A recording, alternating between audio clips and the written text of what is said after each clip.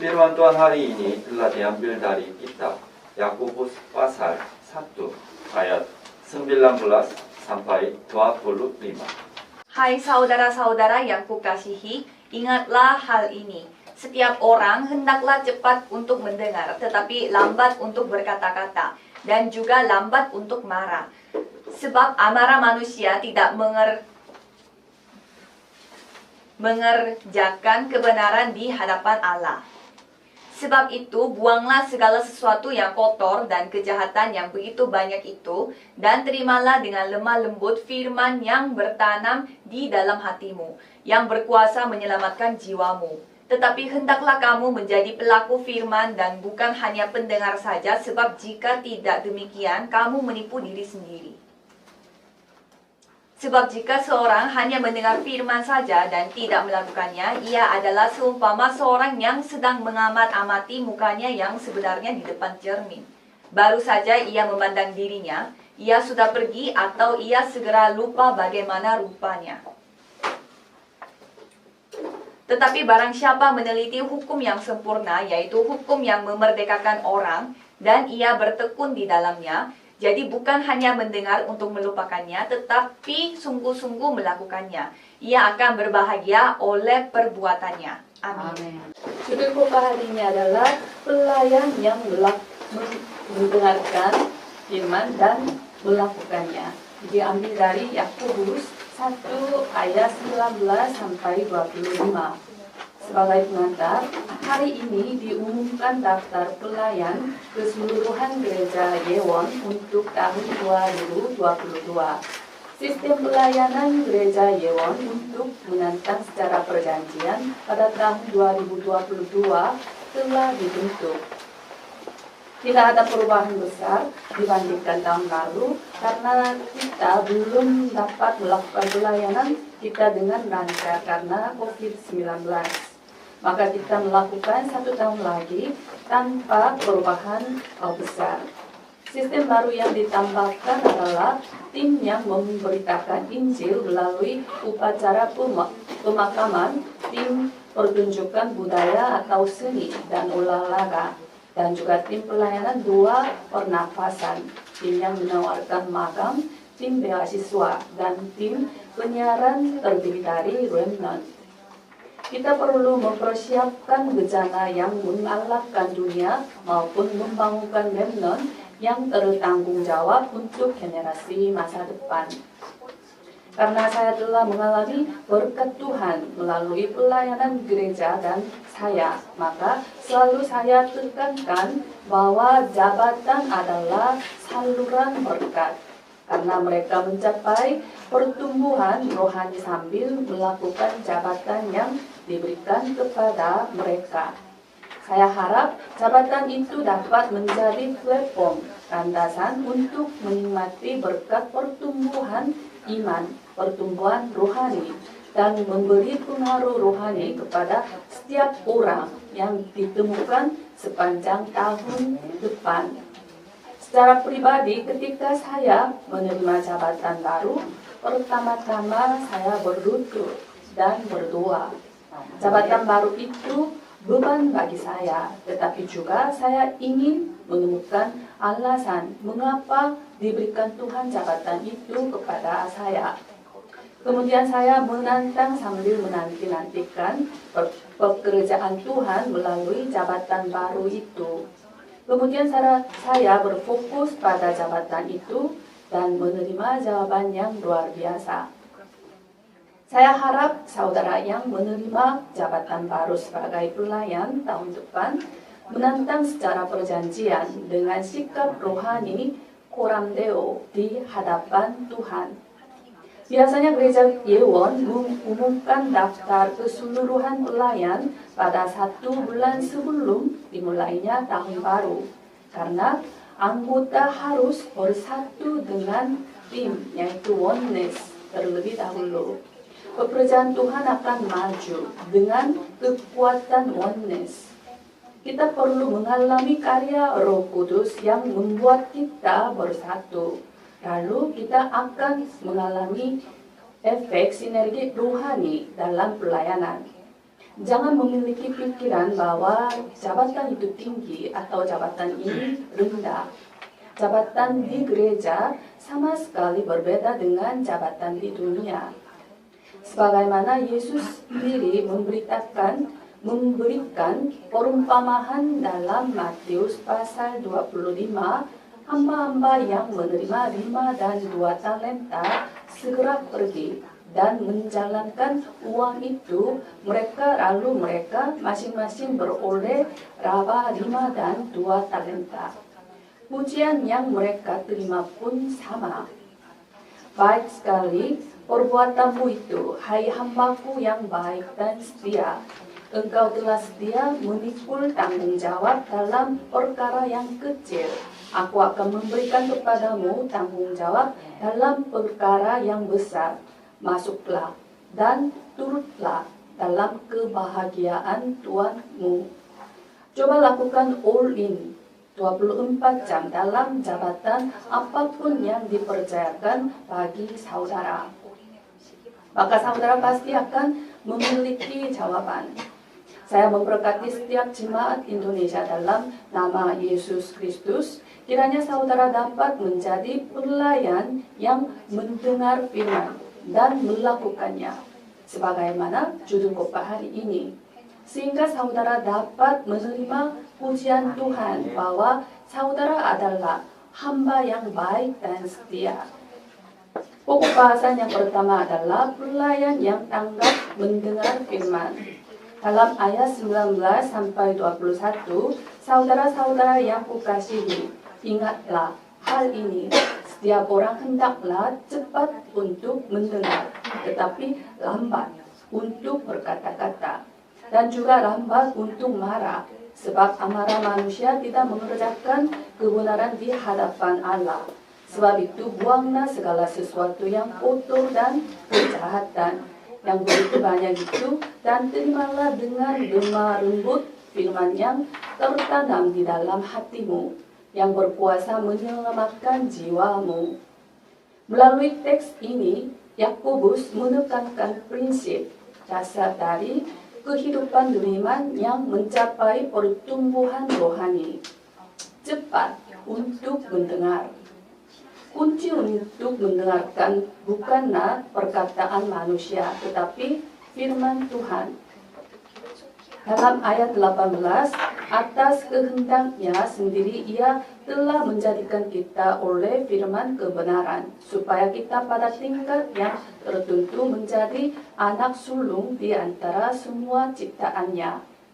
Dalam Efesus 1 ayat 13, di dalam dia kamu juga, karena kamu telah mendengar firman kebenaran, yaitu Injil keselamatan. Di dalam dia kamu juga, ketika kamu percaya, dimeteraikan dengan Roh Kudus yang dijanjikannya itu. Karena kita mendengar dan percaya firman kebenaran, yaitu Injil keselamatan, kita dapat masuk ke dalam berkat keselamatan yang dimeteraikan dengan Roh Kudus. Dan ditekankan dalam Roma 10 ayat 17 bahwa bukan hanya keselamatan ini, tetapi kehidupan rohani kita sendiri harus mendengarkan firman kebenaran. Jadi iman timbul dari pendengaran, dan pendengaran oleh firman Kristus. Pertumbuhan iman kita timbul dari pendengaran akan firman kebenaran. Itulah sebabnya dalam kehidupan setelah keselamatan, secara alami mendengarkan firman kebenaran harus diberikan prioritas utama dalam hidup. Itulah sebabnya ibadah hari Minggu penting, dan komunikasi rohani dengan Tuhan berpegang pada firman mimbar sebagai perjanjian harus menjadi prioritas utama dalam hidup kita. Secara khusus, kata cepat dalam teks berarti segera. Kita harus tanggap mendengar firman tanpa penundahan. Tanggap mendengar firman tanpa penundaan, termasuk berfokus pada mendengar firman dan segera menaati firman-Nya. Contoh utama dari hal ini ditemukan dalam Kejadian 22 ayat 2. Tuhan berkata kepada Abraham seperti ini, "Ambillah anakmu yang tunggal itu, yang engkau kasihi, yakni Ishak, pergilah ke Gunung Moria, dan persembahkanlah dia di sana sebagai korban bakaran pada salah satu gunung yang akan kukatakan kepadamu." Perkataan Tuhan yang mempersembahkan anaknya tunggal Ishak sebagai korban bakaran membuat kita sungguh-sungguh mengejutkan. Apa itu korban bakaran?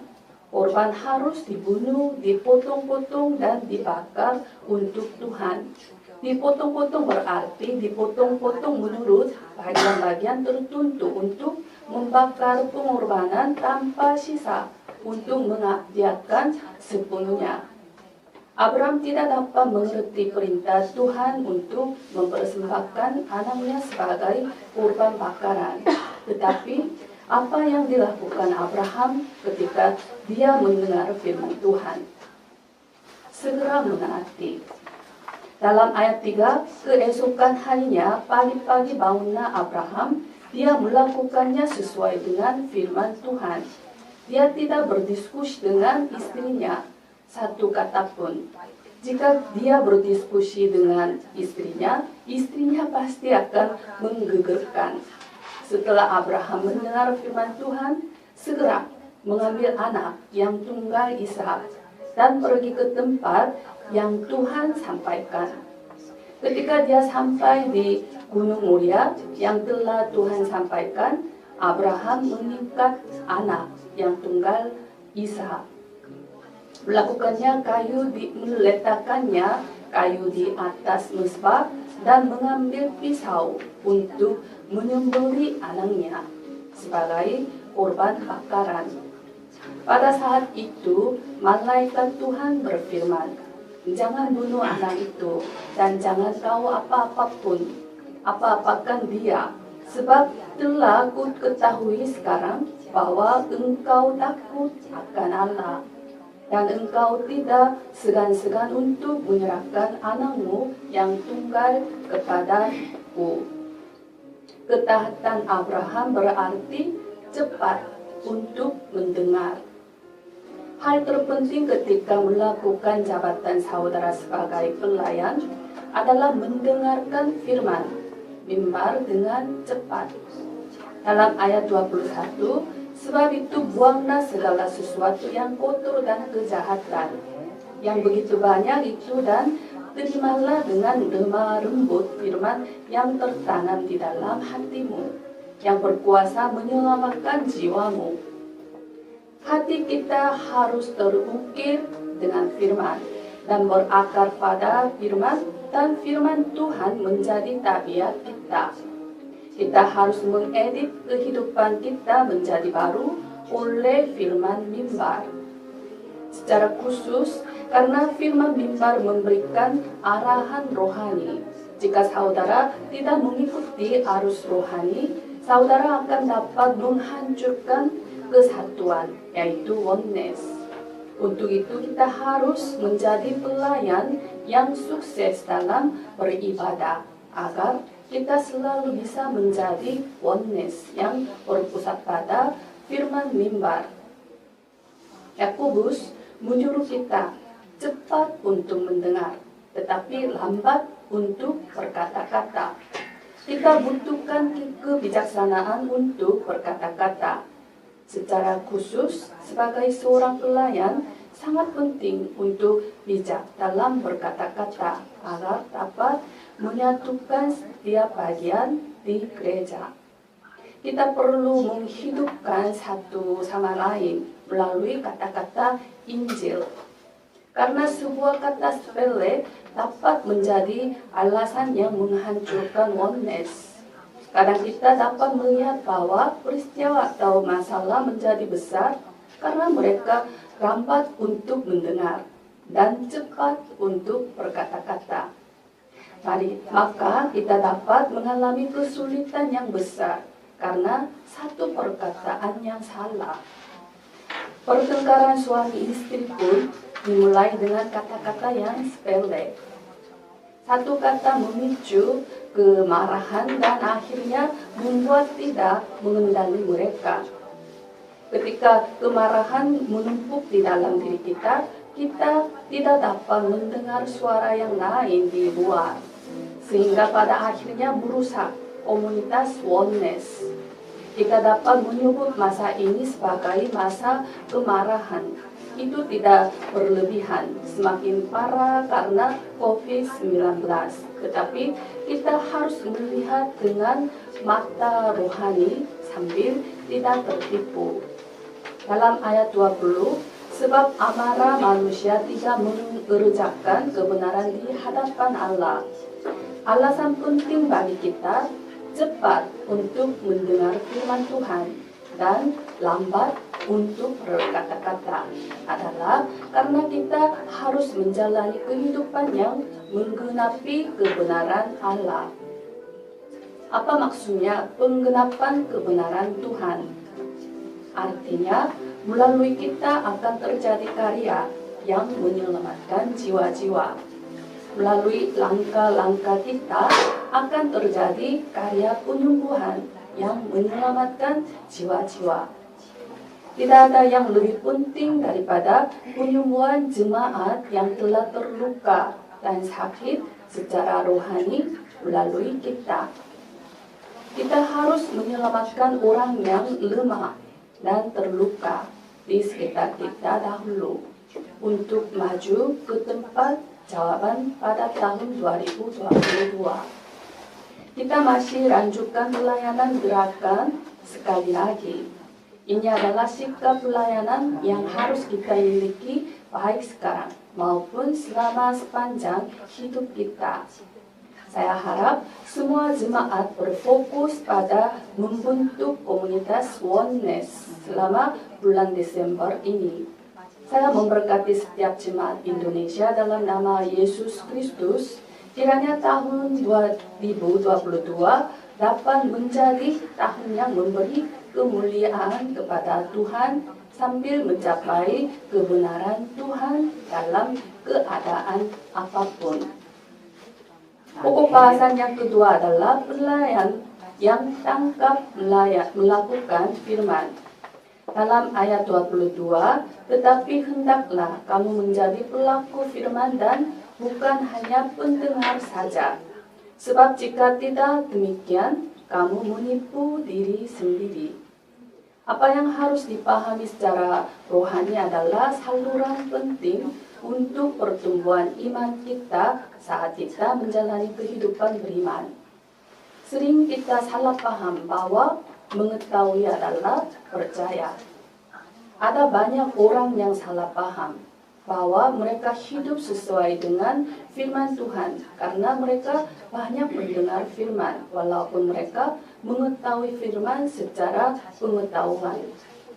Itu adalah kehidupan yang menipu diri sendiri seperti yang dijelaskan dalam teks ini. Sebenarnya jika saudara mendengarkan firman dan tidak melakukannya, itu menipu diri sendiri.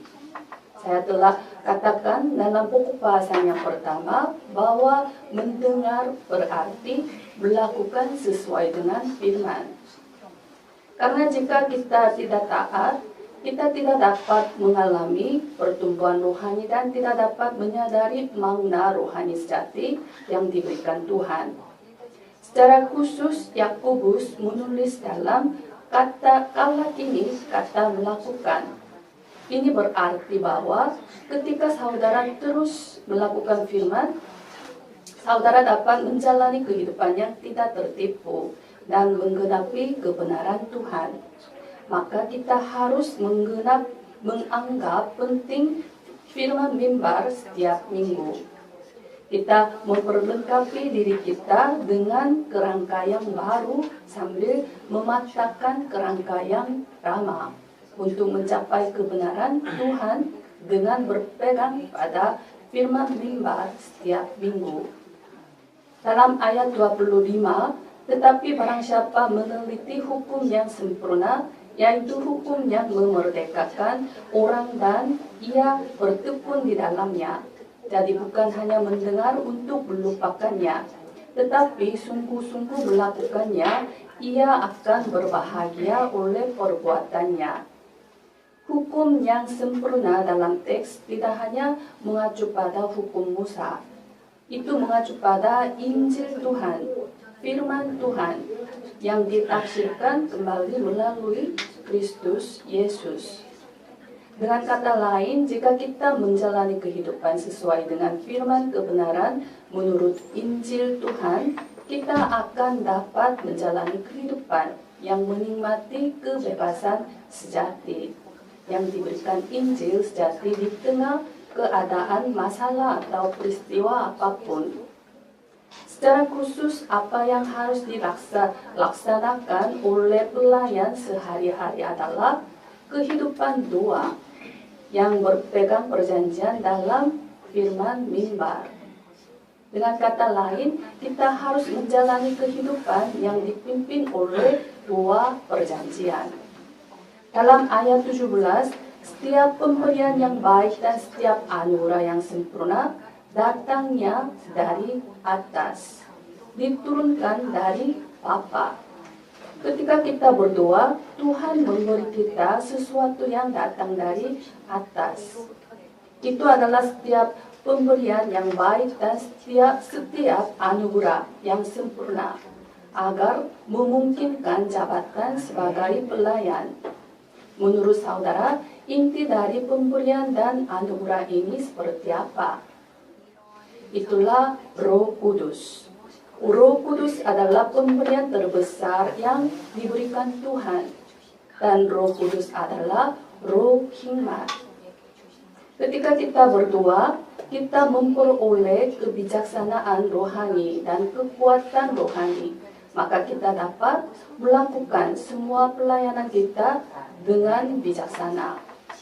Dalam Kisah Para Rasul 2, 120 murid berkumpul di Ruteng Markus dan bertekun dengan hati dalam doa bersama-sama. Melalui doa itu, Roh Kudus datang dan menyalakan karya yang menakjubkan di gereja mula-mula. Ruteng Markus mengalami karya Roh Kudus dalam doa. Mereka memiliki kebenaran tanpa ketakutan dan keengerian di hadapan kematian. Saya harap saudara memiliki waktu untuk berdoa sambil berpegang pada perjanjian sebelum melakukan jabatan sebagai pelayan. Saya memberkati setiap jemaat Indonesia dalam nama Yesus Kristus.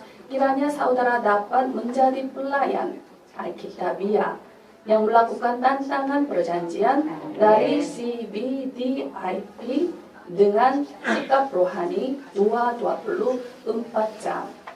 Sebagai kesimpulan, pendiri Sony, Morita Akio yang terpilih dengan satu-satunya sebagai orang Asia di abad ke-20 oleh majalah Time mengatakan seperti ini.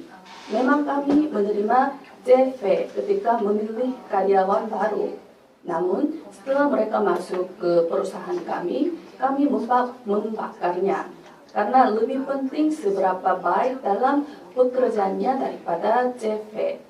Mengapa saya mengatakan ini? Karena saudara harus mengetahui bahwa gereja membakarkan CV dunia, CV masa lalu saudara. Saudara yang menerima jabatan sebagai pelayan hari ini mulai dari kertas putih, kertas kosong. Saudara harus meninggalkan CV yang baru secara rohani pada kertas kosong selama tahun 2022.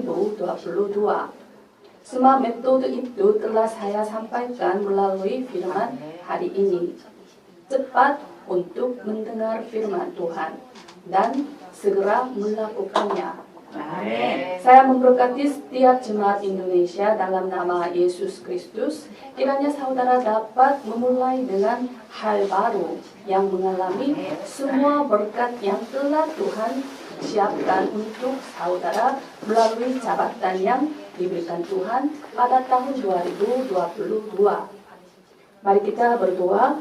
Kami mengucap syukur kepada Tuhan yang telah memimpin kami dan memelihara kami selama 1 tahun. Biarlah kami dapat mendengar firman Tuhan dan segera melakukannya dalam hidup kami. Biarlah kami dapat berpegang pada perjanjian penting dalam firman mimbar setiap minggu. Biarlah kami dapat berdoa sambil memegang perjanjian yang diberikan Tuhan kepada kami melalui ibadah. Kami berdoa dalam nama Yesus Kristus. Amin.